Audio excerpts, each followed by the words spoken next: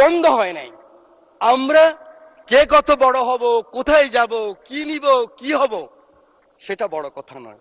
বড় কথা হলো এই চ্যালেঞ্জ গ্রহণ করতে হবে। মাননীয় স্পিকার, আপনার মাধ্যমে পুরো হাউসকে জানাতে চাই, চিন্তা করেন তো, কথার সাথে বলতো জামাত শিবির, কথার সাথে বলতো জামাত বিএনপি, একসাথেই তো আমরা। আমার হাতে তো এখনো রক্তের দাগ নিয়ে লেগে আছে। এই মতিঝিলে 19 দিন ছিলাম রিমান্ডের মধ্যে। কেন আমরা ছোট করার চেষ্টা করতেছি? আমি বিশ্বাস করি আমার নেতা ছুটে গেলেন একটু আগে, আমার সেই ভাই এখন আছেন, আমার নেতা তারেক রহমান ছুটে গেলেন, ওখানে গেলেন, দেখলেন।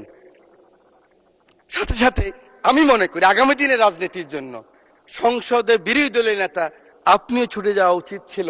আমি জানি না আমার কথা কিভাবে নেবেন, যে মাননীয় সংসদ নেতা, আমি শুনেছি, আমি উপস্থিত ছিলাম, কেন ওনার পিছনে আমি ছিলাম, আপনি গিয়েছেন, উনি বলেছেন আপনার কিছু প্রয়োজন লাগলেও আমাকে বলবেন। এভাবেই রাজনীতিটাকে আমরা এগিয়ে নিতে হবে। বাংলাদেশের মানুষের আকাঙ্ক্ষা এই রাজনীতি। মানুষ আর এই হিংসা প্রতিহিংসা আর দেখতে চায় না। বক্তব্য আমি শেষ করছি। যাওয়ার আগে দ্বিতীয় বিশ্বযুদ্ধের একজন সৈনিক, আমরা জানেন আমরা কিন্তু উইলস্টন যে চার্চিলের পক্ষে, মিত্রশক্তির পক্ষে যুদ্ধ করেছিলাম, এবং আমরা কিন্তু বাঙালিরা সবসময় এরকম ছিলাম। আমরা মুঘলের বিরুদ্ধে ঈসা খাঁ যুদ্ধ করেছে, ফরাজি আন্দোলন, ফকিরি আন্দোলন, এগুলিতে আমরাই করেছি, ইলা মিত্রের আন্দোলন আমরাই করেছি, তিতুমিরের বাঁশের কিল্লা আমরাই করেছি। এই সৈন্য গিয়েছিল, যুদ্ধ করেছে বিভিন্ন জায়গায়। মাননীয় স্পিকার, পরে আসছে বার্মায়। বার্মায় আসার পরে নিজের দেশের কথা মনে পড়েছে। দেশের কথা মনে করার পরে মনে করলো এই বর্গী ওলন্দাজ ব্রিটিশরাই তো অত্যাচার করেছে, আবার তো সেই অবস্থাই হবে। তার স্ত্রীর কথাও মনে পড়েছে। তখন ঢাকায় কিন্তু লণ্ঠনের বাতি জ্বালতো। তো তিনি বলেছেন, পরের জন্য যুদ্ধ করেছি অনেক, পরের জন্য যুদ্ধ করেছি অনেক, এবার তোমার আর আমার যুদ্ধ। যদি বলো এত যুদ্ধ করে কি পেয়েছি?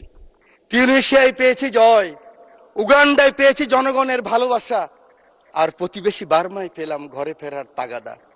আমি যেন সেই বাতিওয়ালা, যে পথ পথ রাস্তায় বাতি জ্বালিয়ে ফিরি, অথচ যার নিজের ঘরে জমে থাকে দুঃস্ব অন্ধকার। এই অন্ধকার আমরা কাটাতে চাই, এই অমনীষা থেকে বের হতে চাই। আমরা সুন্দর, স্বাভাবিক, সকলের জন্য যে বাংলাদেশ, সেই বাংলাদেশ চাই। আমার নেতা তারেক রহমানের সবার আগে বাংলাদেশ, সেই বাংলাদেশ চাই। আমার রামগতির দায়িত্ব নেতাকে দিলাম, আমার এমপি, আমার নদী ভাঙ্গা মানুষ শহীদুদ্দিন চৌধুরীকে দিয়ে সময় নাই, সেই কারণে সকলের ভালোবাসা চেয়ে, আদর চেয়ে বক্তব্য শেষ করছি। আল্লাহ হাফেজ। বাংলাদেশ জিন্দাবাদ।